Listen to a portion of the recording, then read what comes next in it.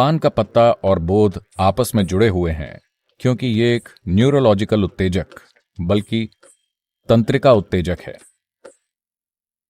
अगर आप इसका सेवन करते हैं तो आपकी नसें हल्की इस तरह हो जाएंगी, तो आपकी न्यूरोलॉजिकल जटिलता और न्यूरोलॉजिकल गतिविधि और आपका बोध सीधी तरह संबंधित हैं। किसी भी दूसरे प्राणी की तुलना में एक इंसान चीजों को समझने में ज्यादा सूक्ष्म इसीलिए होता है क्योंकि हमारे पास सबसे जटिल न्यूरोलॉजिकल सिस्टम है।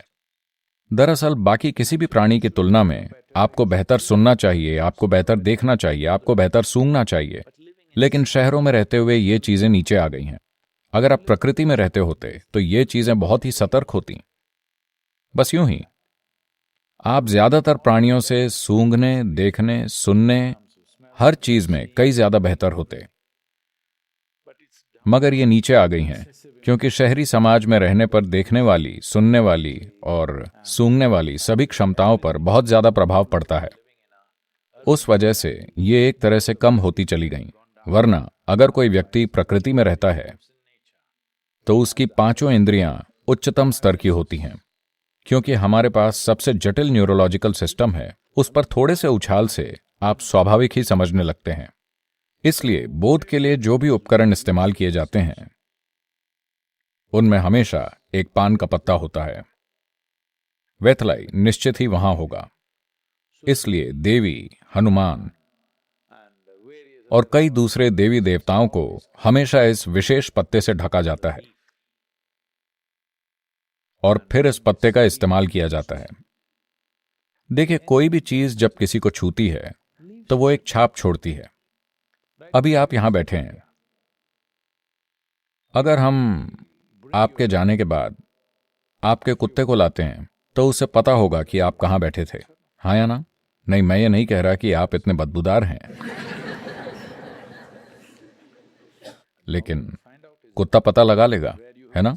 आप कहां बैठे थे वो भ्रमित नहीं होगा, उसे पता चल जाएगा कि आप कहां बैठे थे।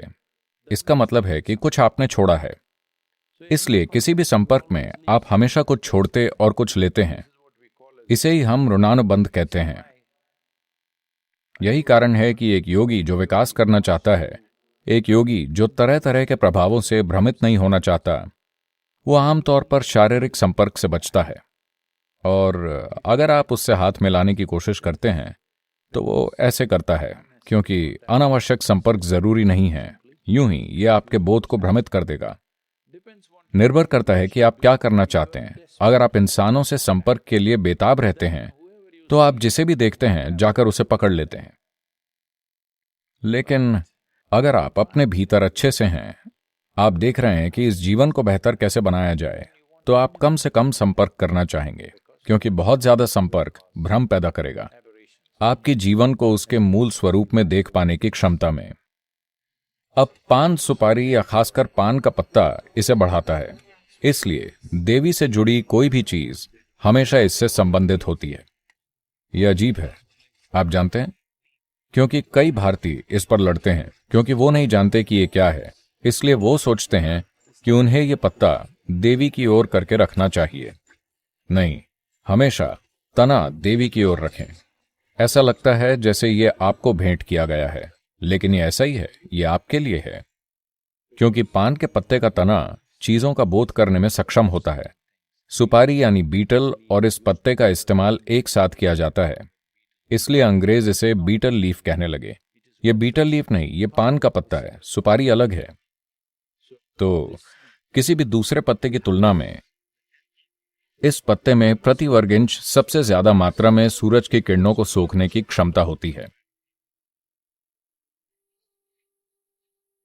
इसलिए यह सिर्फ छाया में ही उगता है।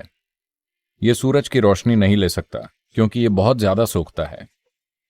तो सोखने की इस क्षमता के कारण विशेष रूप से इसका तना इतना संवेदनशील होता है कि यह बोध का स्रोत बन जाता है और यह उत्तर दिशा को दर्शाता है।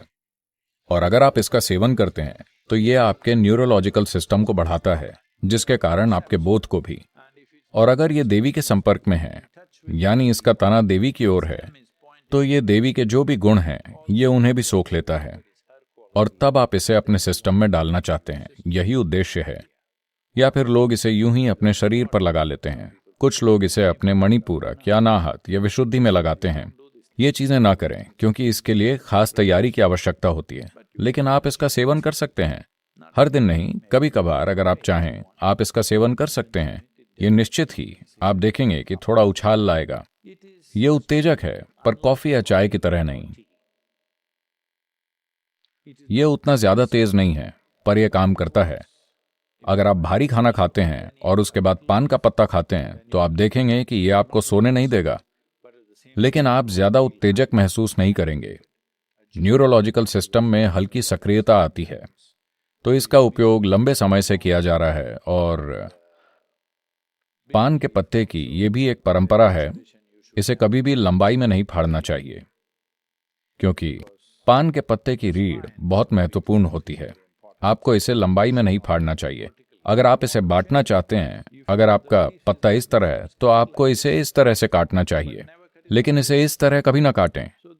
तो एक पान के पत्ते को इस तरह बीच से लंबाई में चीरना सही चीज नहीं है।